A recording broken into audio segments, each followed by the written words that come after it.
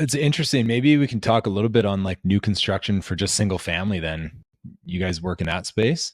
Oh yeah, yeah. We do a lot of new construction, but I do feel lately builders have been holding off building as much as they were, just with the lot prices are pretty expensive now. The cost to build is expensive.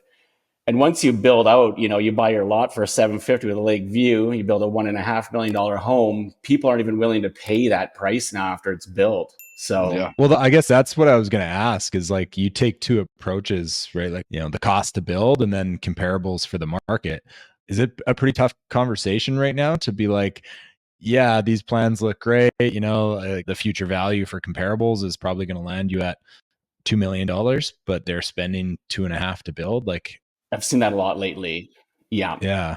And I mean, budgets are all over the place. It depends who's actually doing the work, where we'll get really low budget. I'll tell our client, you can't build this house for 500,000, so we kind of have to go with what the market's actually going to cost, right? So we know what builders charge in certain locations. So we kind of already know like what the price per square foot's going to be to build that kind of house and what a pool actually is going to cost. It's not just going to cost you 50,000, likely over 100,000 if it's a nice pool, right? So, but lately, yeah, I have seen a lot of budgets coming in very high, and the comparables just don't support what it costs to build anymore. So they do get a little tricky.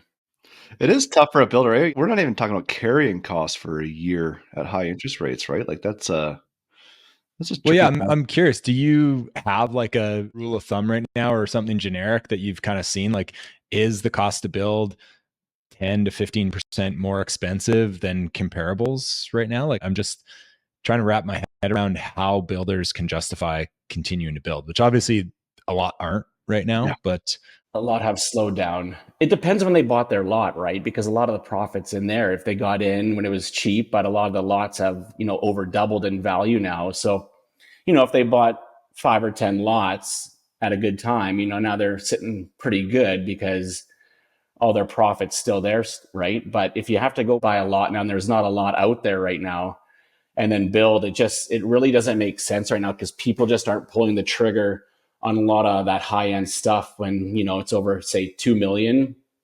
Everything is just sitting there right now. So I think it's just a waiting game right now. So I think the market will turn in the spring though.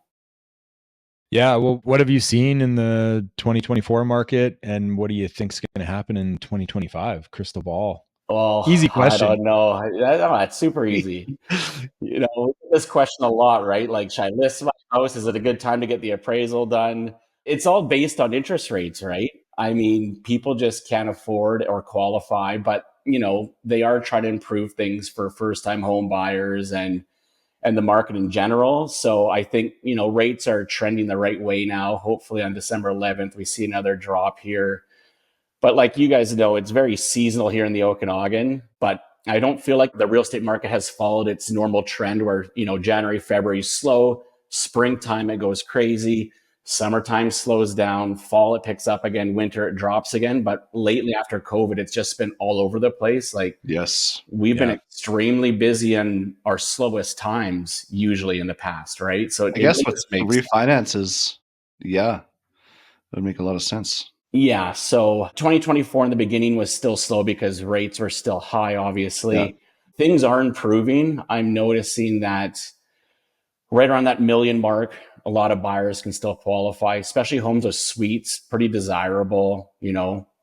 But anything over that 1.5 mark, it's still pretty slow. I think people are waiting, but I do think that by like March, April, May next year, you're going to see some people jumping off the fence and getting back in the market and potentially see some multiple offer situations again in a heated up spring market here. So Right. Hopefully. So buy now. by now, you're going to probably, yeah, I mean, I don't know for sure, but there's some Yeah. deals out there right now, right? If you can There are afford some it. deals out there. There definitely Yeah. are some deals out there. Yeah.